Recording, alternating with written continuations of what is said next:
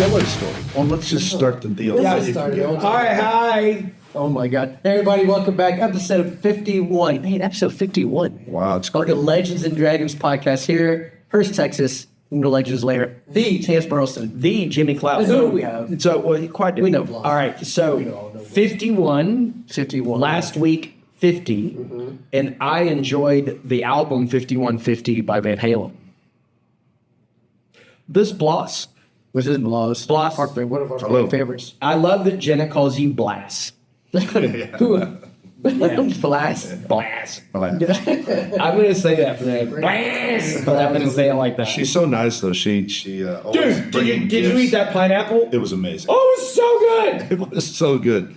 I know. She made us this just diced up pineapples With like It had jalapeno. Had jalapeno peppers in there, cilantro, lemon juice. Dude, it was so good. And I think You that's didn't- it, right? You didn't get any. Yeah, you didn't get it. You didn't get All any. right, yeah, all right. I see that her favorite is. Yeah. Okay. Yeah. Whatever. I'm on a diet anyway. Well, we're the only two people she's met. that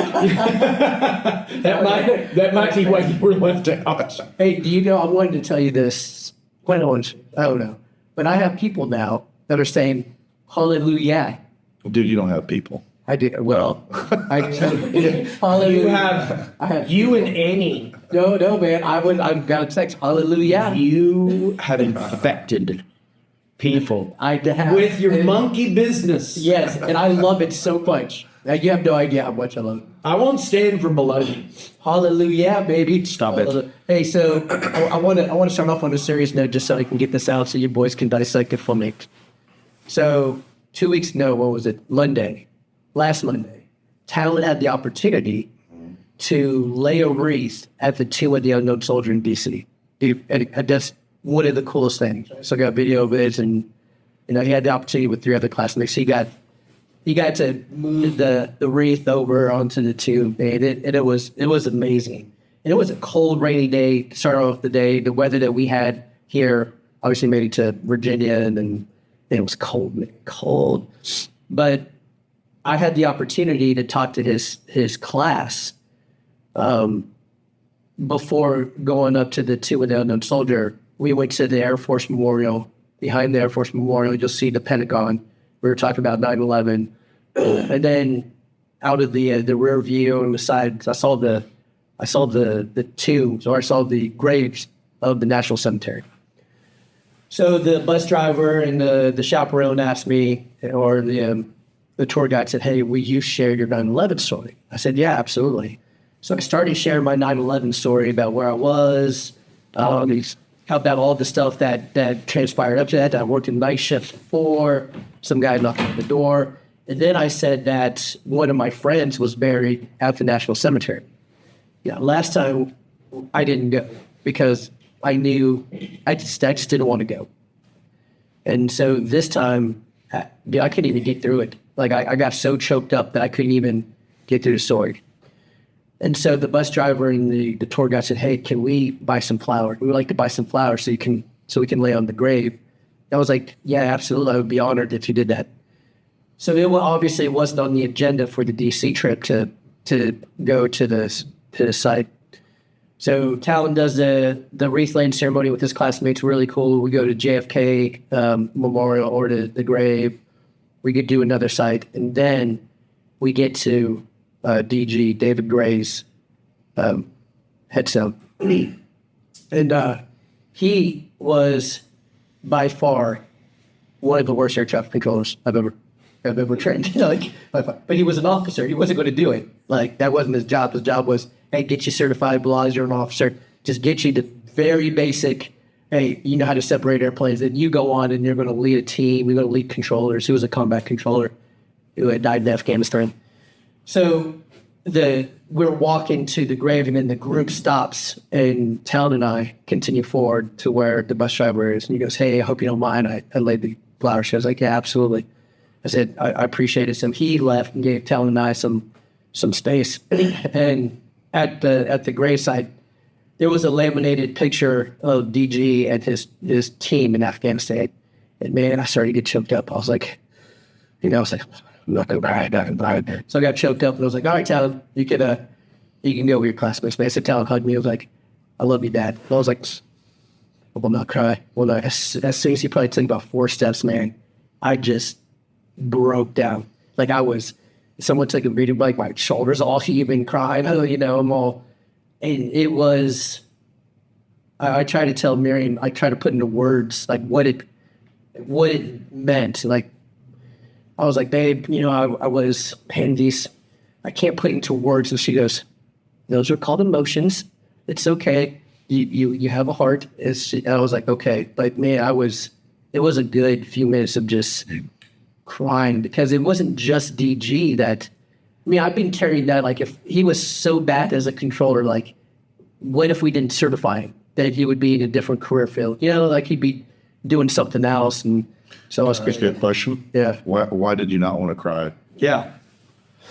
Man, that's a very good question. I don't know. So Because I preach, right? It's okay to cry. yeah, so you opened the can of worms. I did. So on our podcast, I did. okay? Yeah. We're not going to restart it.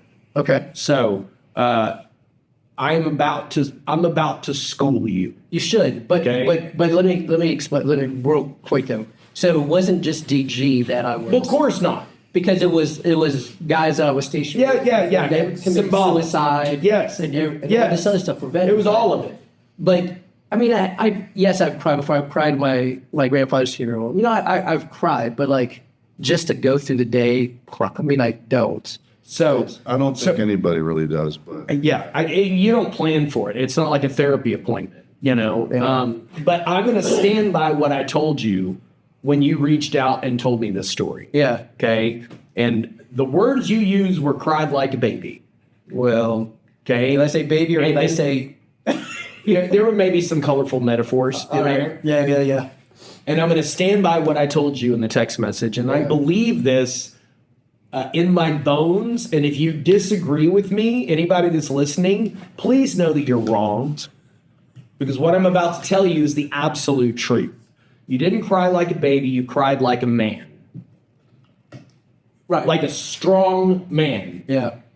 Being embarrassed about it is being a baby. Yeah. I agree. Yeah, with that. there's Yeah. nothing, there's absolutely, the only thing wrong with crying like a baby is thinking that there's something wrong with crying like a baby. Right. This is where women are so far ahead of us emotionally and mentally. I don't know where we got this kind of archaic, archetypical mindset of that is a weakness, but it's no more of a weakness than being hungry and eating food. It is an absolutely natural part of mental health. Yeah. And we need to normalize those tears. I felt it felt like a It is! It's such a refreshing. When I left it felt like I left that burden. You're not weaker as a result, you're stronger as a result. So I've had parents and even chaperones that say that right there for the whole trip because we saw some cool stuff. Yeah. On the trip, the Jefferson Memorial, we saw the Washington Monument, Lincoln, but we did all the stuff right. They said that was probably the most impactful for these kids because they saw a veteran in this raw moment at the cemetery, and I was like, well, I hope that. I think our country does a really piss poor job of Honoring it, sure. So for me, I hope that at least was something for the kids to go, you know what? I got to change my mindset a little bit towards no matter what you thought about Vietnam, no matter what you thought about these wars, you were still sending our sons and daughters over there to fight. So I've only known you a little bit longer than I've known Blas. And I don't know how many times I've cried in front of both of you. And I feel just fine. And where do you stand? Yeah. on what? On the crying thing. Yeah. No, I don't think there's anything wrong, in them crying, and if you're feeling emotional about something, then, in my experience, the more you hold it in, the more troublesome that And the more damage it does. Yeah. Now, there's a difference if you're like, let's say you're at a funeral and you're, like I've been called up before to say a few words about the person who's passed away. And it's different if you are getting an emotional and you're trying to collect yourself so you can get through what you're trying That's what you're going to say to world. Yeah, that's different. Exactly. You're not trying to be machismo or tough Right. or whatever. You're just trying to get through your speech. You want to be able to be heard. Yeah. Yeah. And you know, I don't think there's never been a time where I've been in that situation where I have not cried. You Right. know? I feel like I cry, I get emotional. I even will cry over happy stuff too. Yes. I think it's a very healthy thing when you're in tune with your own emotions. Right. You know, and there's nothing wrong with it. You know? Right. And you know, I'll tell you, like my dad never like held back tears in front of me, or Right. you know, he just never did that thing. You know, and I think my dad's like one of the like manliest dudes. Right. ever. It's just what a great example, though, so that you could learn that this was a natural part of being alive. Did your dad cry? If I need you, Yes, man. I mean, sparingly. I mean, he wasn't like.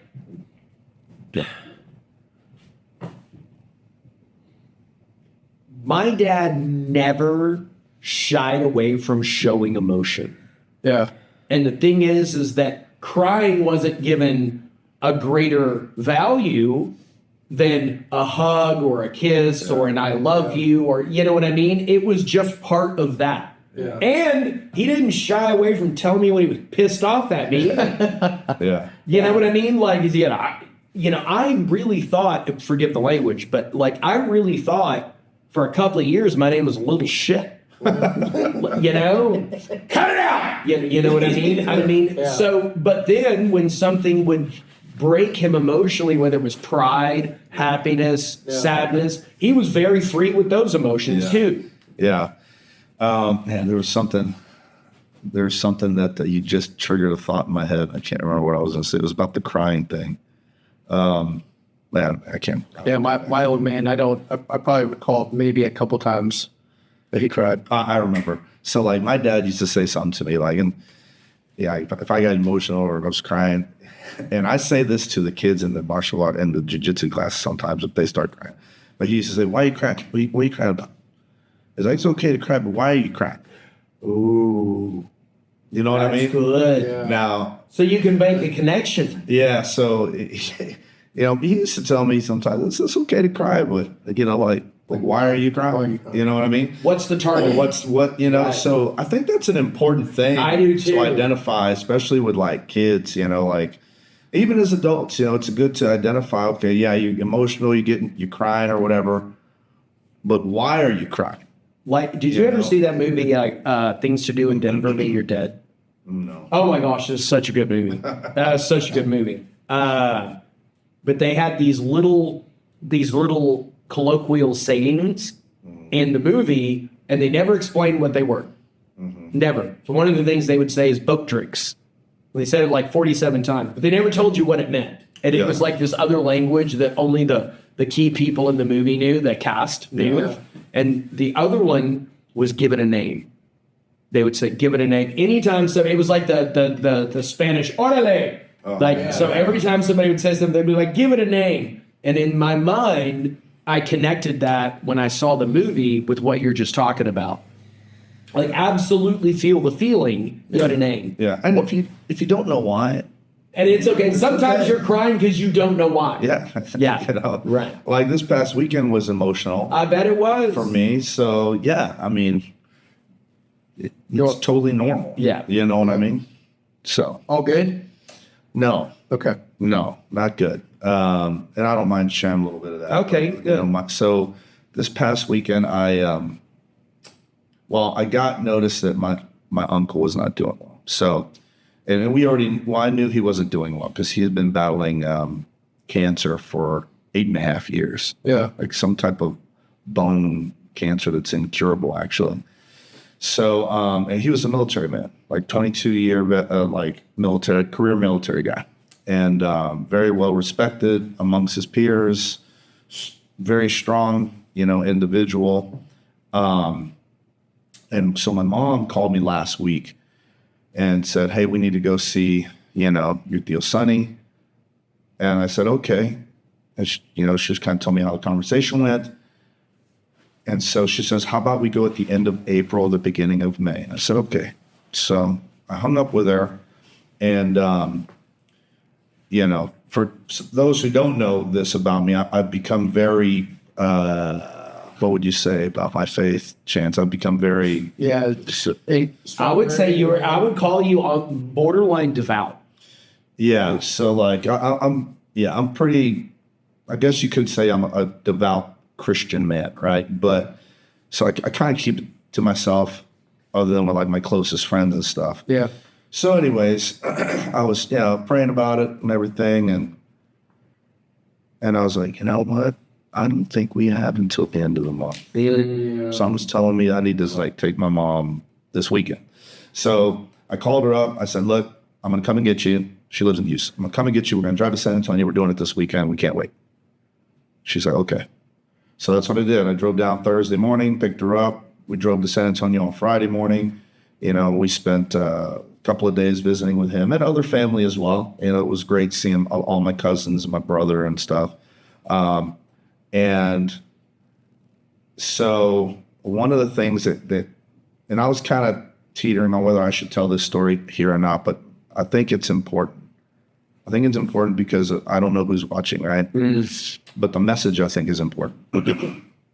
So I'll share. So prior to seeing him, I asked my mom what he believed. I was like, what's his what's his faith like? And she's like, well, they're believers. I think they're Catholic. And she kind of told me all this stuff. And so it's okay. So when we went to go see him the first day, man, he just didn't look like the same guy. Yeah. This big, strong guy, Yeah. And he's towards the end, and his talking was pretty labored. Yeah. I could understand him, of course, but, it took him a while. And so my mom was like, she's like, is there anything that you wanted to ask him? I was like, not today. So I asked my aunt, though. I said, hey, I know that you guys, have faith, that you're believers and stuff, but has he ever in his life, like, asked for Christ's forgiveness? Like, has he ever asked him into his life? Ever? She's like, I don't think so. And I said, this is very important that he does it. And if you want, I go, I've never done it before, but I mean, you're way out here in the country, and I don't know how much time we have. I can kind of lead him through that if he wants. Yeah. Right.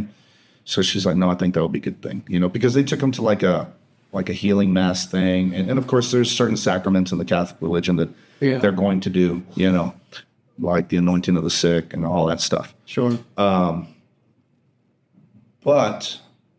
I still felt like something was telling me to walk into this, So the second day, on Saturday, I went back and my mom like stepped out of the room. She's like, you can talk to him in private. And my tiadores asked me if I wanted, I was like, yeah, you can stay here. It's important for you to stay here. So he's sitting on the couch and I'm telling him this, giving him my testimony. Yeah. First a little bit, because they missed out on like a lot just because of distance. They live in San Antonio. I live in Fort Worth, and we don't visit a lot. But I was always, always felt close to him. Even when I was younger and in my teens and like young adult, he was always there, for our family and for everybody. So I asked him. I said, Dio, I know this is not about religion. This is just about Christ. And have you ever asked him for forgiveness? Have you ever asked him to be your savior? And if not, would you like to? And I can help you through that. And we can pray. And or if so, we can do this. And if not, then we don't have to. It's up to you. And he said, I would like to. So I gave him my testimony. I read some scripture, shared the gospel with him. And then I shared just some things from my heart.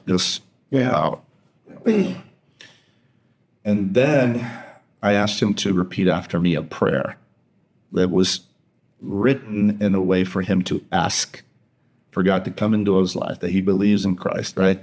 And that he wants him to be a savior. He wants him to forgive him and everything that comes along with that, right? And dude, I was like, I never been a part of anything like that before, but man, here's this this man, this wonderful man, dying of cancer with labored breath, but every word he said in that prayer had the full power of his being behind it, you know? And, you know, we both shared tears. We embraced. He held my face and everything. And it's good. He put his hand on his chest and he said, I've never, in all my years, what did he say? I've never asked so directly for forgiveness. And he goes, and this is the first time that I feel like my soul has been cleared. Wow. He's 75, I think. Wow. So that was a powerful moment. Yeah. And he asked me for the prayer that I wrote for him. He said, can you send me the prayer and send me everything that you said? Yeah. I said, yeah, sure. So I sent him the prayer, but then I also sent him another prayer, a prayer he could say daily. Yeah. You know? Yeah. And so, yeah, man, you know, I love him to death. I'm glad we shared that for him.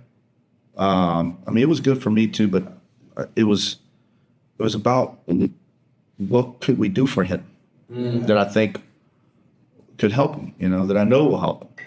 And so my aunt was, you know, she's like, yeah, I haven't seen that in him before, you know, and she said to my mom or something.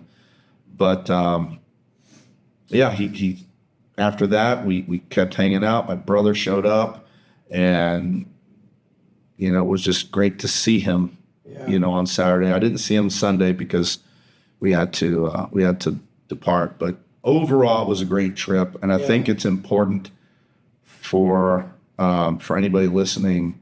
You know, take whatever lessons you want out of that story, but I think it's important for people. No, I think it's good. I mean, I when I talk with people, a lot of people, when they talk about religion, I said, listen, there's a difference between religion and relationship. I say a lot of churches are do this, do that, don't do this, don't do that. A lot of rules. And traditions. And tradition. And listen, there's nothing wrong with if you go to a traditional church and they, you know, Catholic, there's nothing wrong with that. But it's more about a relationship. It's more like talking to you guys right here. That's all that Christ asks us. It's just, he wants our heart. He doesn't want us to, there's no rules and regulations and just.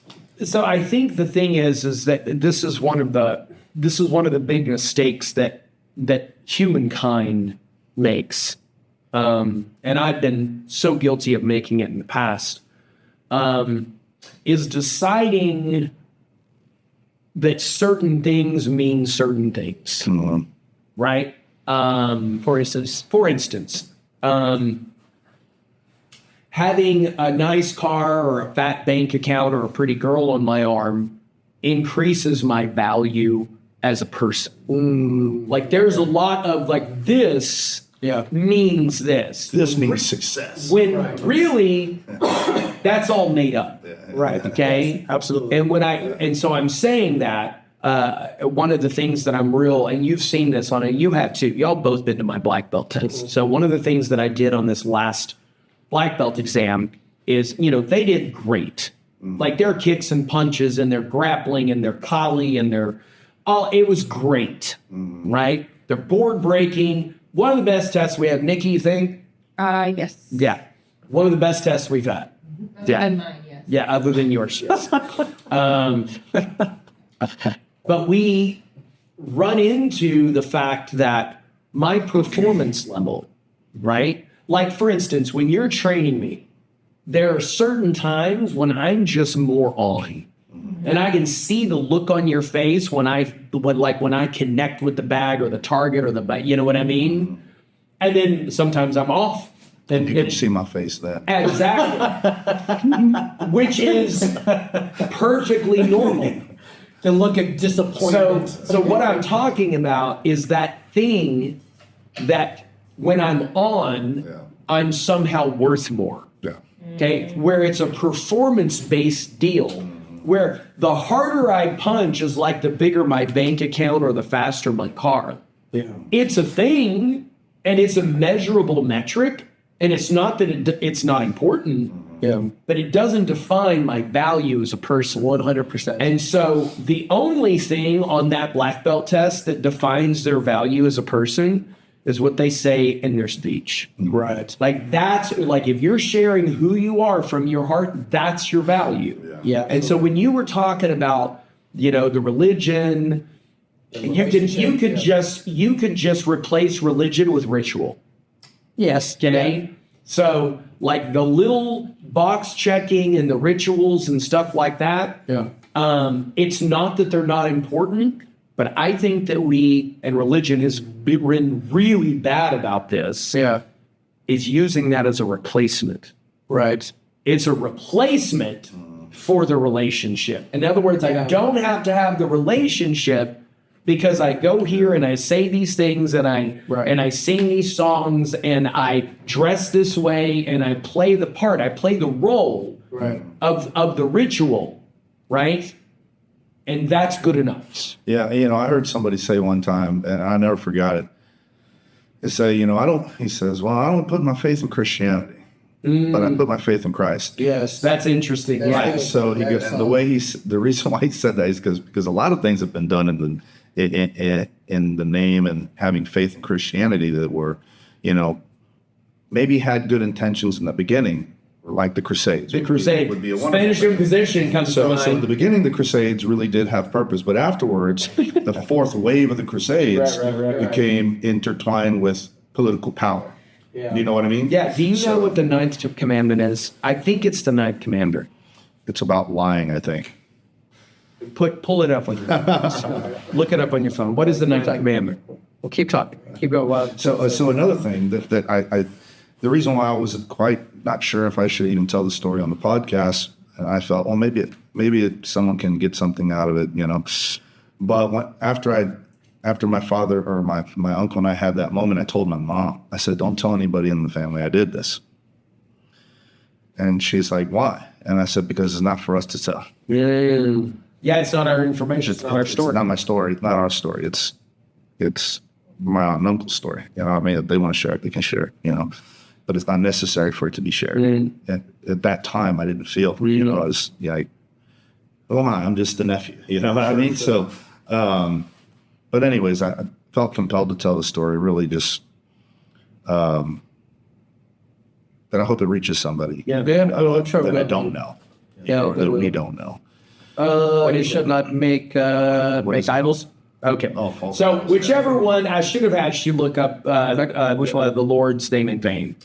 Oh yeah, a lot of people get that all jacked up. Okay, so so apparently they've studied the Aramaic and the Hebrew, and what they found is that has nothing to do with using his name flippantly and like a swear word. You know what I mean? That's actually not what it is. What it is talking about the Crusades and the Spanish Inquisition. It's talking about holding that name up while doing something really messed up. Which is why the guy said, I don't put my faith in Christianity, because a lot of really bad things have been done while waving that flag around. Right. Right. And they broke the commandment when they did that. Yeah. Yep, absolutely. I think, this is all the talk. I think it's going to reach some people. Yeah, it's good. Hey, man, speaking of some jiu-jitsu stuff, man, congratulations to some of the Sloth members at the Jiu-Jitsu World League. I saw Oh, some yeah. pictures of it. Yeah, they did great. I mean, you have to be... Man, I don't really know. Maybe 10? Okay. Okay. That's So the one person I'm proud of all. They all did great. good job, guys. We have this little guy. He's 5 years old. Oh, And he's the cutest little dude, man. But he is the most intense little guy I have ever seen in like my a little life. honey badger. Dude, I swear to God, he was like, I don't know, somebody in his family lineage had to have been like a wrestler or a warrior or something, because something is in that kid's blood. Yeah. So he's never done a tournament before. Okay. He has like one stripe on his white belt, and he's been at this now for, I don't know, maybe 6 months. And he does his first tournament, and he's got quite a few kiddos in this tournament. And he mauled every kid on the mat. Awesome. And he tapped them all with pressure. Oh, really? That's Like shoulder pressure, head and arm. I mean, it's like he just... Yeah. And he does things that grown adults can't even get in their heads, after telling them repeatedly, 20 times. So one of the things he does naturally, and I think it came from these games that we used to play with the kiddos, where we say, look, being on bottom is bad. Get on top, stay on top, and don't let anybody put you on the bottom. Yeah. And so anytime someone tries to pin him, he puts his posting hand back. Every time, post, and he sits up and frames with the elbow. And not one kid had an answer for that. And then he would just get him in this head and arm and just hip toss him. Because they'd wrestle up. He threw kid, like he was just mauling them out there. And I was like excited about it, Yeah. And we call him Little Hulk. One of our other coaches calls him Yokozuna from the WWE or whatever. And so, yeah, I mean, he did great. He got gold and whatever, and he was all excited. And he was kind of tall and stocky. Who else did? I mean, they all did well. We have AJ. She's been at it for a while. She had her toughest bracket ever. She came in third, but the consolation bracket, she had some tough matches. Yeah. But it's the best she's looked. That's awesome. And then the adults all did great. The team. Oh, Leon. How did he do? Dude, he crushed people. Did he really? Yeah, he crushed people. Got first. I think he won all of his by submission. Really? Yeah. Nice. Yeah. He's another one that just was demolishing the competition. So we were happy. Yeah. That was probably the largest group that Sloth has taken in a while. Awesome, man. That is awesome. Yeah, I so see that was some. cool. I see some good stuff. I know we had Nate on the podcast. I see some good stuff coming out of that Sloth stuff, man. Especially we're trying. especially the advertising there, Mr. Blas. Well, I don't do any of their ads or any of that stuff. I just do like the blogs and some of the content. Nate does most of the social media Okay. daily posting, I think. I need to get a T-shirt, man. Those T-shirts you guys made. Did Niles design that? He did. I was going to say, because that looks a lot like the Legends ones that he designed, too. It's got Niles written all over it. It looks really good. The design is great, but the placement of the logo is all like lopsided. So I was seeing the pictures from the Jiu-Jitsu World League, and I got to tell you, from the videos and the pictures that I saw, that is the cleanest, most professional-looking matting and ring. It's my favorite. They do a good job. My favorite one. I was like, my God, first of all, the entry fee has to be high to pay for an arena that big and those kind of mats. Yeah. Yeah, and the spectator fees are Right, you got spectator fees, and then of course the rep. I think Jiu-Jitsu World League, and I've done 2 Jiu-Jitsu World Leagues, and I think they run pretty dang good. I haven't done any. Oh, I like 'em. I did tap cancer out, right? So I don't know what I was expecting. I thought it was going to be like a Jiu-Jitsu World League. It's not. I mean, they get a good cause, but yeah, done. I like Jiu-Jitsu World League out of all of them. My next favorite one is maybe AGF. Is Naga still a thing anymore? It is. I'm not a big fan of Naga, but maybe things have changed now. I don't know. Yeah. IBJJF, I just have hatred for that entire Is organization. it? Yeah. So you're not the only one though in the Jiu-Jitsu world that has said that to me, and I'm wondering, Is it because of the which one did they get a lot of bad press with their how shall I delicately put this, their male-female competition? let's just I think it was IBJFS. I think it was IBJJF, wasn't I it? think it may have been. Yeah, because I remember lots of posts coming out about that. Yeah. And I remember hearing people say, I'm done with this organization. Yeah. I think a lot of people have been kind of done with it for a while. I don't know. They just most of it is like you said, like political stuff with like other affiliations. And that gets kind of You know what I'm really happy about to hear though? What's that? Is, and this is, I'm going to do it. Do it. I'm going to a teacock. Ooh. A little bit. You should. Absolutely. Go ahead, man. All right. And you're just going to have to deal with it. Yeah, we're here for it. I mean, Blas might not be, but I'm All here right. for it. I love seeing how well my people are doing in other people's hands. Like Jeremiah. Liam's mine. I raised him. Yeah. Jacob, he's training under Wheeler. Yeah. You know what I mean? Yeah. So like, what I love is that means that I'm teaching them well how to learn. Absolutely. And look, And like how to, I know. Think he's the same thing. Which might be the best gift I can give them. Yeah. Is teaching them how to be good So students. it's funny you say that, man. Like, so I was talking to, it was Niles recently, and I was watching him roll and stuff, and just kind of asking him, so like, how's your rolling going, and this, that, and just kind of getting a feel for where he feels he's at. And so I told him, I said, you know what you need to do, man? You need to have, you're going to love this. I said, you need to have more intention in your roll time. And you need to tap everybody out you roll this. Like, at least go for submissions. Yeah. Don't roll past it anymore. Because he's like on the cusp, right? He's like, next one is Brown for him. Yeah. And so I gave him the same advice that one of my coaches told me, Chad. Chad's like, Blas, don't roll past it anymore.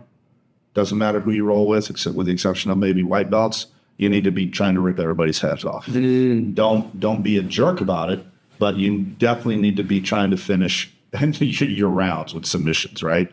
And try to have this kind of intentionality behind what you're doing. Because as a brown belt, your next one is black. Yeah. So you're going to need to have your mindset has to be different, Yeah. So I gave Niles the same kind of advice, and I'm sure coaches who would not agree with that advice, but yeah, you're not me, so don't worry about it. But I feel that Niles needs that change in mindset to get to brown. So.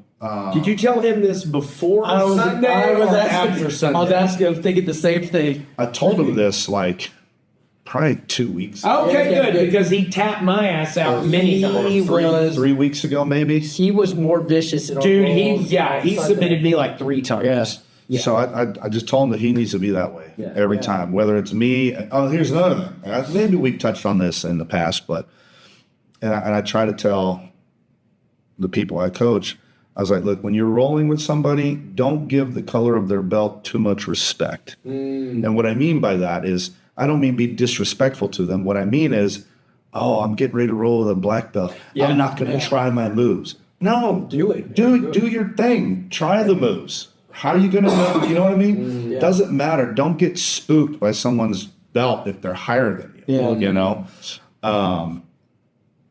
And just kind of leave it at that. Yeah. And if that other person takes that as disrespect, well, that's not your problem. Right. You know what I mean? That's that other guy's problem. He's the one with the fragile ego. Well, Chase and I, and by the way, belt promotion June 7th, did you get that?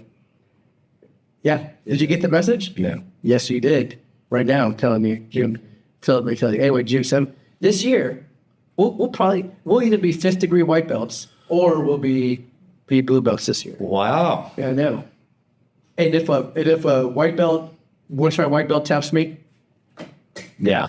I mean, I've been It's chopped by just- everybody. yeah, I mean that's the thing. So, but we're also old enough in our martial arts. Yeah, I'm very. I'm more uncomfortable with the idea of being a blue belt than I am being a white belt. Dude, that's I love a white belt. Yeah. But this is a good question for Coach Blas. Maybe Not crew Blas. just coach. Just coach. Well, because I'm not asking a Muay Thai question. It's okay. Right. And I know my nomenclature. What's up? Please, Asian American. So it's regarding passive rolling. It feels like my spider sense tells me that that's where I need to be spending most of my time, getting my body awareness and understanding how to get out of bad positions. That's most of what I'm trying to do, because like when I'm grappling with like Niles and Philip and Steven, you know what I mean? Not Jimmy and Jaden, because we're still just kind of muscling each other a little bit. Yeah. You know what I mean? At our skill level. Right. But when I'm grappling with Steven and his knees, he's just all elbows and knees anytime I try to do top pressure. And he just instinctively knows to go, okay, when he tries to do this, I just need to get my arm here and I need to, like, it's a very ABC 1, 2, 3 thing that he knows. And I don't know that stuff yet. So what's your question? My question is, shut. Thank you. Shut, both of you. I'm done. Are you done? You think even most of It the feels questions. like passive rolling is going to give me those answers. No. Okay, well, there you I go. don't think anybody should passive roll. Well, no. I'm not passively like, okay, this is what happens. So I'm not just talking about giving my belly. What I'm what do you saying mean is by passive rolling? what I mean by passive rolling is not going for submission. Let's define terms. I guess, Yeah. All right. What's So, passive rolling? to me, so what Chad meant when I was rolling to passive is that there was no intentionality behind anything I was doing. Oh. Right. So I wasn't trying. I wasn't actively trying to do anything other than just like stick to the basic controls. Right. So it's not like I was actively trying to work from deep half or actively trying to get submissions. I wasn't actively trying to work on specific sweeping sequences. He's like, you need more intention and more structure behind what you're doing on the mats. And you need to do that a lot. Right. Like, you need a lot of mat time. So for example, if your thing is to get better at escaping, right? Put yourself in those positions and like really try to get out. Right? Not muscle your way out necessarily. I mean, there's a time and place for strength, but put yourself in bad positions and see if you can rely on technique to get out and then transition to a more dominant position and then reset. That's kind of what we do, man. We don't Or continue your roll. What I mean by passive rolling is someone just kind of going through the motions. They don't really have any session intention to their training. They're not really having a focus of any kind. They're just kind of everywhere. Their head is everywhere. So, does that make sense? Yeah. It That does makes make perfect sense. sense, but I think what you're describing is a thing that I need to be better than I am to do. See, I don't think so. I do. I think that for me anyway, at least what I've gravitated towards is a white belt. For me, like my defense is pretty dang good, right? I mean, except if I go against Blas or somebody that really, really knows what that mosquito. It's a fly, and it's really upsetting me. We're going to go back on Mr. Miyagi on this. But anyway, this is the defense, right? So I'm defending a lot, and then if you give me something, I'll shoot the underhook or I'll do lapel work.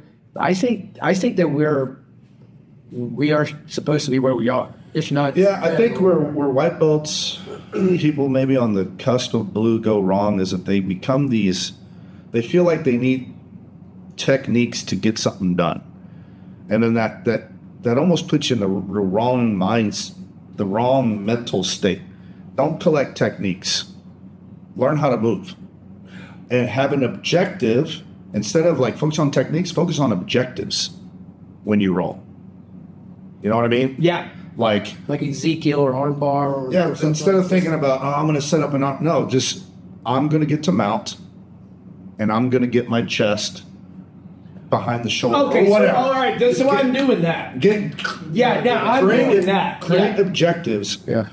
Meet objectives. Don't try to check the box of techniques that you've done. Okay, good. If So you meet I'm the just objective- defining it differently. If you meet the objective of what you're doing, right, and then you go in there with a little more structure to what you plan on doing that day, you'll get better faster, as opposed to going into your session without a plan and you're just I'm going to try to get this whatever, technique I saw. It's like, no, just learn how to move.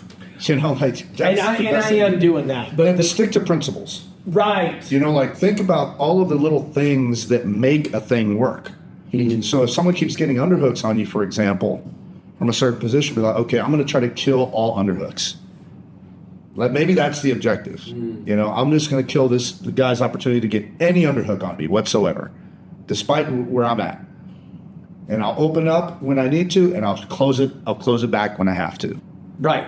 But someday My objective, and I had an objective. What was it? My objective was to be able to roll 8 7-minute rounds back to back with 30-second breaks.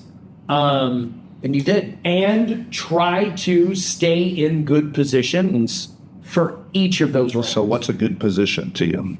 Well, a position I can submit from. Thanks. Which would? Side control, mount, Keisagatame, or guard. Okay, so you wanted to maintain top positions. Correct. Okay, start defining it as such. Oh. So guard, like a guard is the top position, would you say? No, I mean physically, you're on top. Okay. Top pinning positions. Okay, got it. Right? So I don't really call, I call them because you have to use this verbiage, but I don't say, oh, I'm going to get a mount, or I'm going to get side mount, or I'm going to get knee on belly, or I'm going to get Keisagatame. Those are pins. They're all pins. Got it.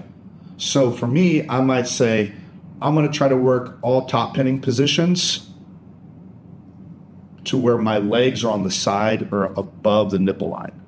So that cancels out mount. I won't do mount because that doesn't meet the criteria. Sure. I'll do a side control. I'll do kind of those modified side controls where I'm more close to the shoulder, north, south, knee on belly. I'll do that because technically my feet are to one side. Knee on belly is a pinning position, right? So I change my verbiage a little bit. So I'll get a little more granular with my objectives, right?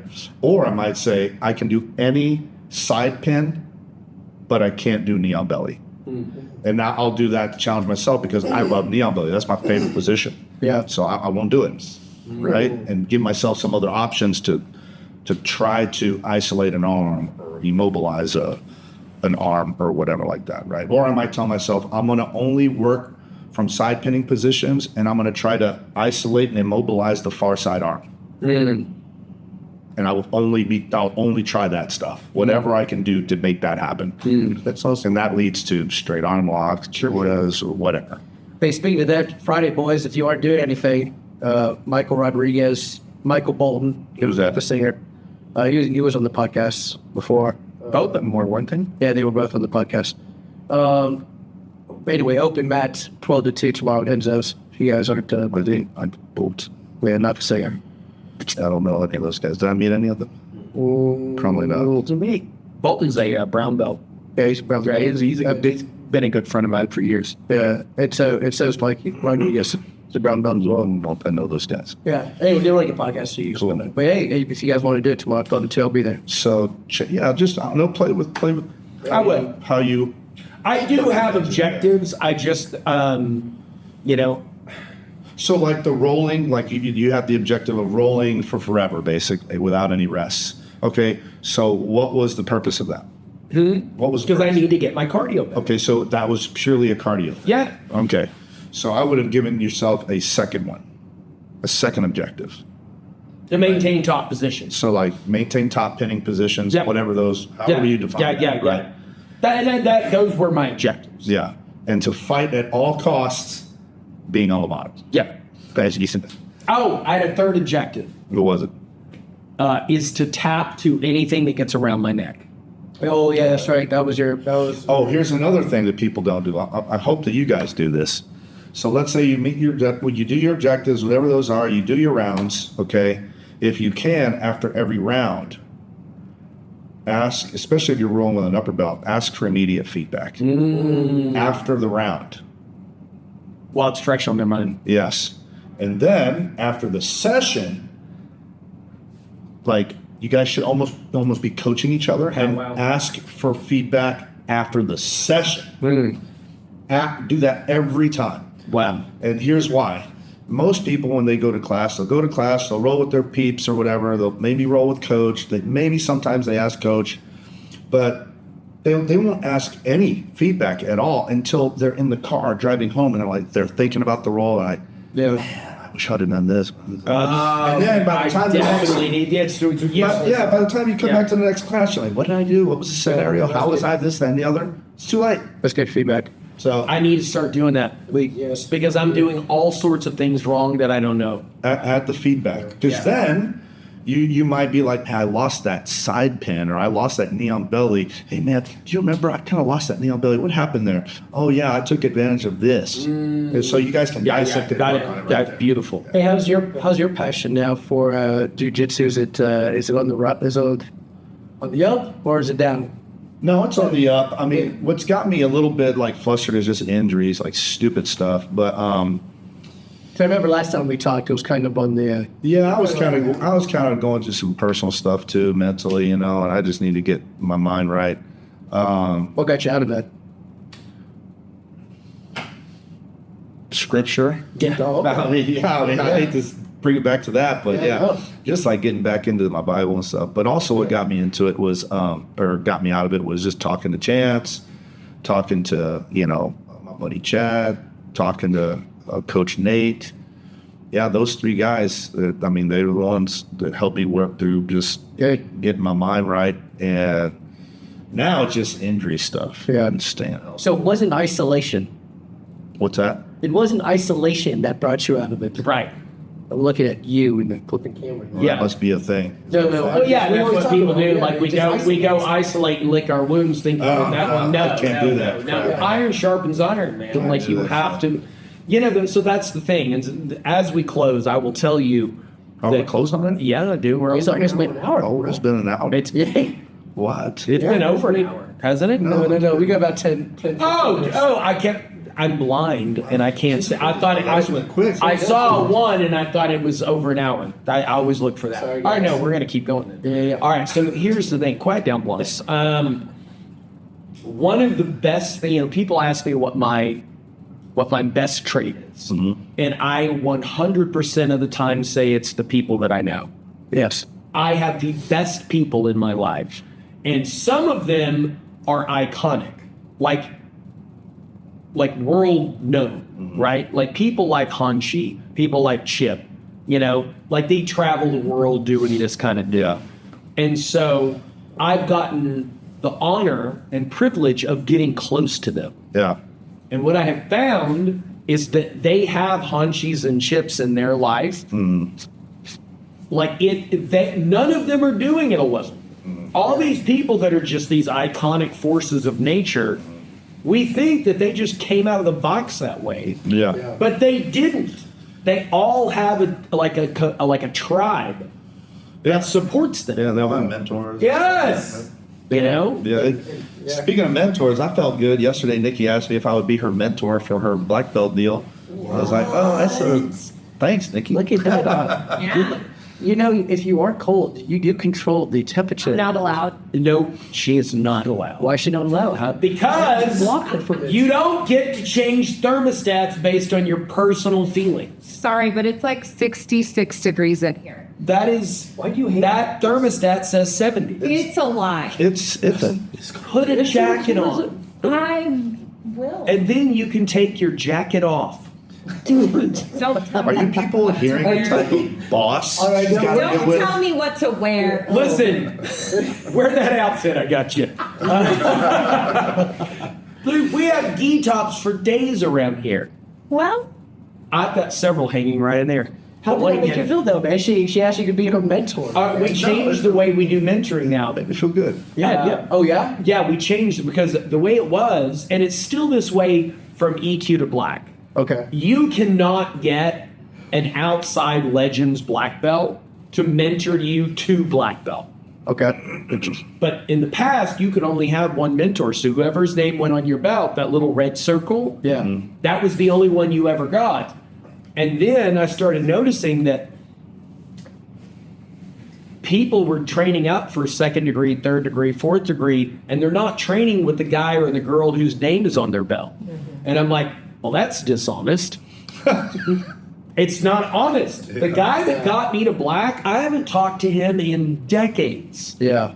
So what I did is I mailed my belt yesterday, and it's got Hogue, Bullock, Carrasco. It's got all of these names of my coaches right there. I'm having to pick out the kanji and just put my mentors right there. Okay. And so I love the way our belts are designed because the gold circles with silver names are the people you mentor. Yeah. And then the red circle it's your mentor. And it's a bonding stripe. Okay. Yeah, it's really cool. Yeah, we got you next week on the podcast. So isn't he asking? Dude, you better think of something fun You might want to to talk about. It's You y'all's might want to wear. podcast. You might want to wear. Jack, what do you mean? It's our podcast. Y'all I are think that we supposed to come up with the topics. You know, they didn't have anything. They didn't tell you to come up with a topic, did No, so I'm sitting here. No, I'm not telling you to come up with a topic. I have no idea what what I'm saying is you have to be entertaining. We are the most horrible podcast. We are. You guys are the worst. I know. I don't know why anybody watches this garbage. It's really terrible. It is terrible. It's a crapshoot whether I'll be entertaining or not. Oh, well. Sometimes Nikki's a real mixed bag. She is. She is. did you just call me a bag? Well, You know how there's like you have the number one podcast, that's you us. know, and then you have Us. Dirt Last. I think that's rename this thing. Dirt Last. We're the best at something. We're the best at being the worst. Yes. Podcast You just ever. think your podcast sucks. You haven't seen anything yet. Why does that make me feel good? Hold right here. Hey, man, I gotta be the best at something. Might as well be the best at being worse. It's like BT jiujitsu. Yes. You never change the names and men explaining things. Man explain things? Yeah. Explaining.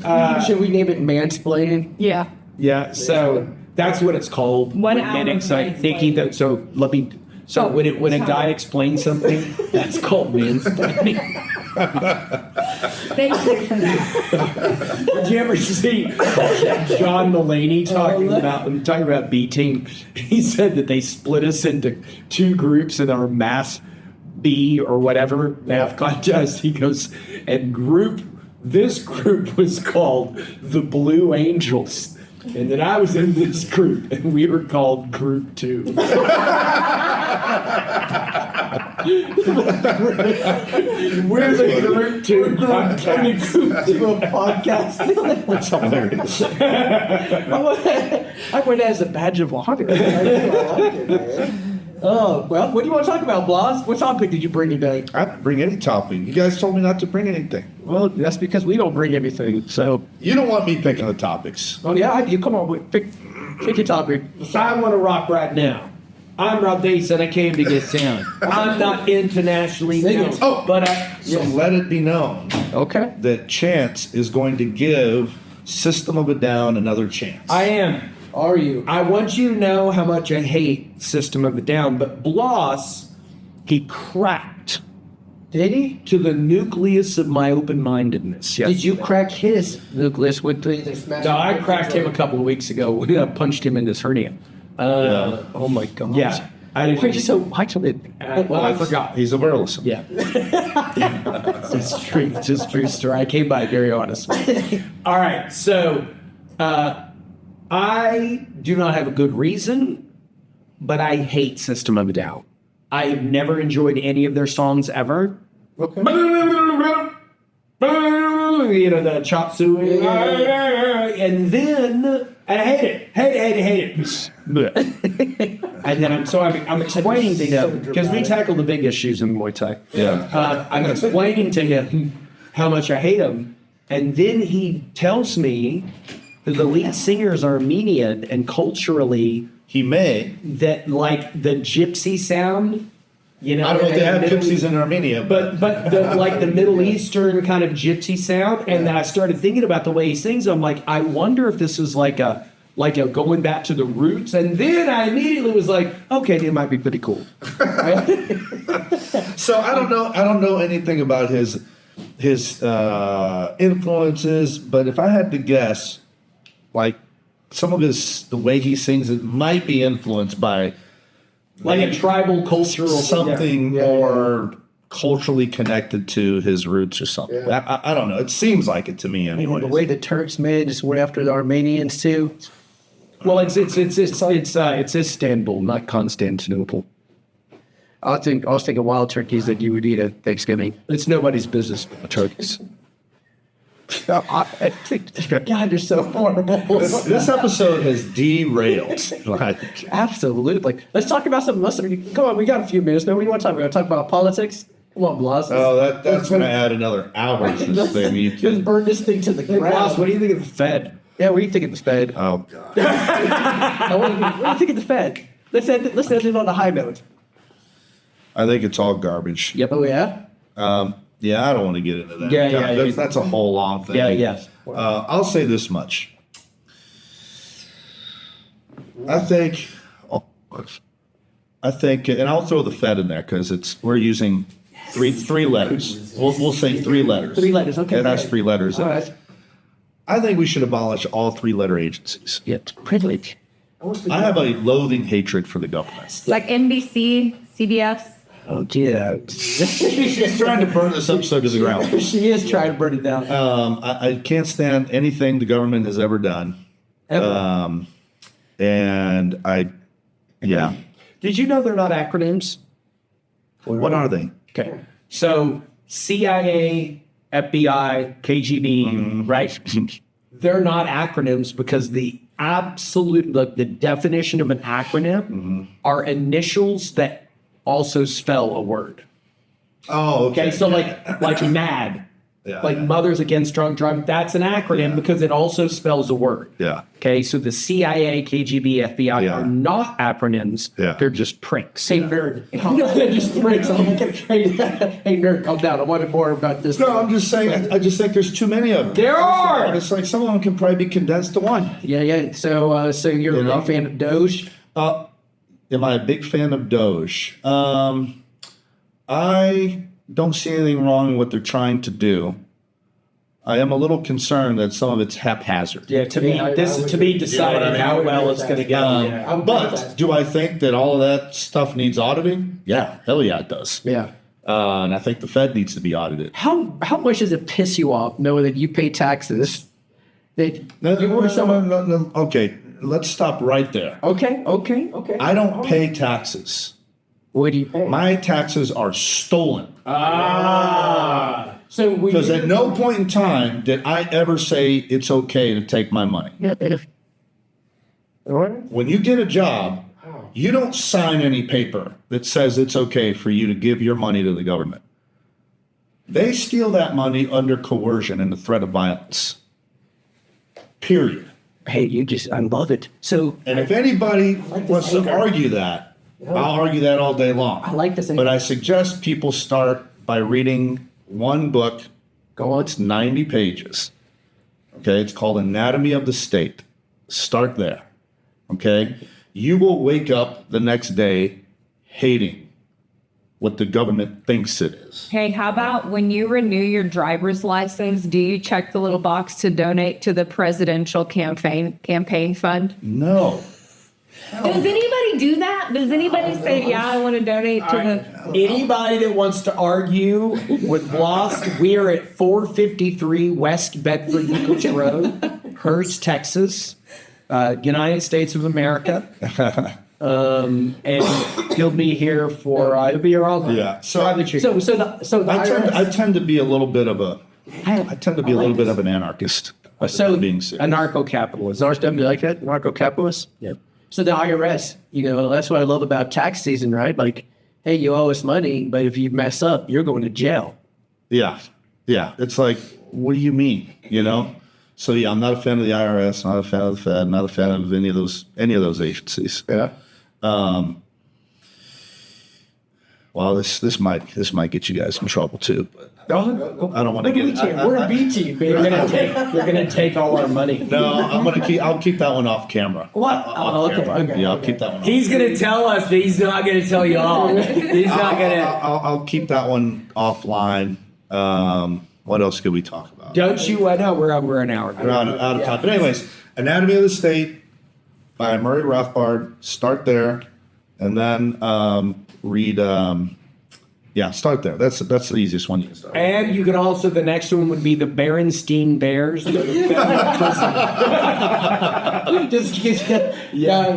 thanks a lot for tagging along with us. This is B team here. Yeah. We love you guys. Blas as always.